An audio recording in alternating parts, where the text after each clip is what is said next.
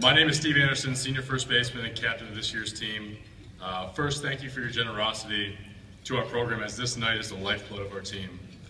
As I look back at my 4 years, I realize how much baseball has given all of us. Now, I could go on and on about that, but it can really be summed up in one word, and that word is lucky.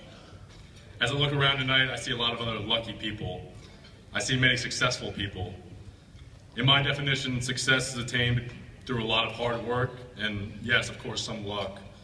But that's not why I classify the people in this room as lucky. Lucky, in my definition, is good health and the ability to chase your dreams, whatever they may be, as a child. Now, I understand that may be a simplistic definition, but I can say with certainty that I was lucky as a kid. I can imagine I shared a similar dream as many here tonight as a kid. I wanted to be a professional baseball player. Imagine that. But I had it all figured out.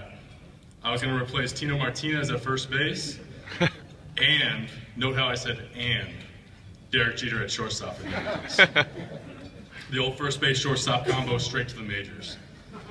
I understand we have Dan Duquette here, GM of the Orioles, in attendance tonight. First base shortstop combo, you don't see it every day, Dan. True? That's me. I'm still eligible, by the way. Point is, I am very lucky, as many others are here tonight. And not everyone is as lucky as many of us were as kids. I'm up here tonight to share with you an event our team has adopted this spring. We have pledged to shave our heads in solidarity with those kids who are not only unlucky, but who have been dealt the worst hand imaginable, childhood cancer. We're doing this in hopes to raise the necessary funds to research and cure these diseases. Our team has joined forces with the St. Baldrick Foundation for this event. The St. Baldrick Foundation is a childhood cancer charity funding research to help these kids. The foundation raises money primarily through head shaving events. Volunteers sponsored by family, friends, shave their heads in solidarity with children who typically lose their hair during cancer treatment. Last year, St. Baldrick's raised over $34 million, and we plan on contributing to that 2014 success. Our event is scheduled for Saturday, April 5th, our first home conference series against Xavier. Following our win, we will shave our heads on the field, while hopefully being joined by family and friends for this worthy cause. And I've pledged, as you can see, to forego the razors, hair or face until the event. So I may get some grief from my girlfriend, but that's all right. When I brought the idea to Coach Wilk, the administration here at Georgetown, and ultimately my teammates, I was met with such a positive response that I knew we could do something special here. And this is very representative of the group we have here at Georgetown. People who attend Georgetown are just a little bit different, and that's a good thing. The members of our community, especially athletes on this team, recognize that there are many things happening in our world that are bigger than baseball, bigger than the Georgetown bubble, and ultimately bigger than themselves. Being connected to athletes, I think we all respond well to a competitive challenge. So here's mine. My vision is that we will not only raise the most money a baseball team ever has, but I hope to be in the top 10 events St. Baldrick's has ever had. To be the most successful athletic team to ever do this, we need roughly $20,000. And to be in the top 10, we would need about $34,000.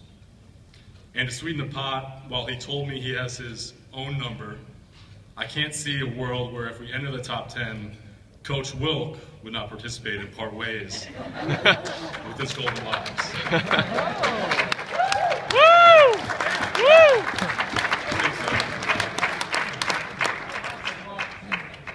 This is my challenge to our baseball network. I can't stress how worthy of a cause this is to support. These are kids who will never get the chance to play baseball.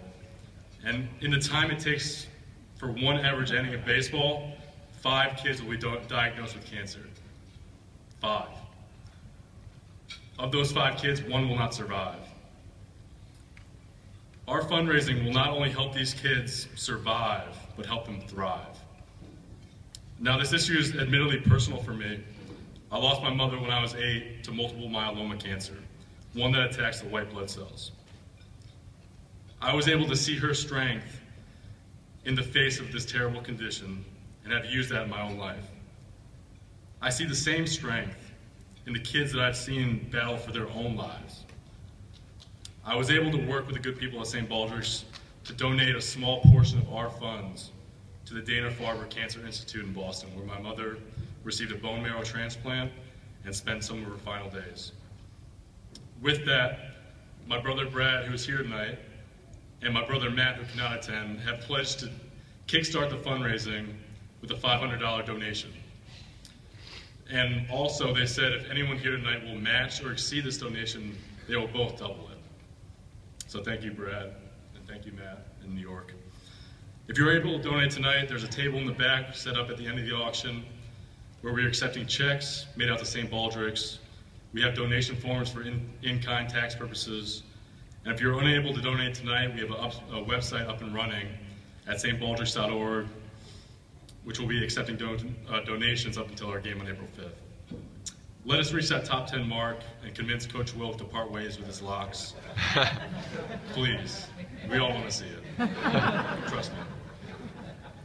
But more than that, join us in our pursuit to cure childhood cancer.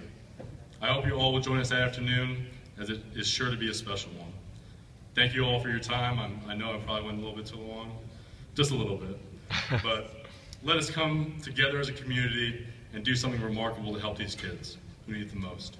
Go Hoyas.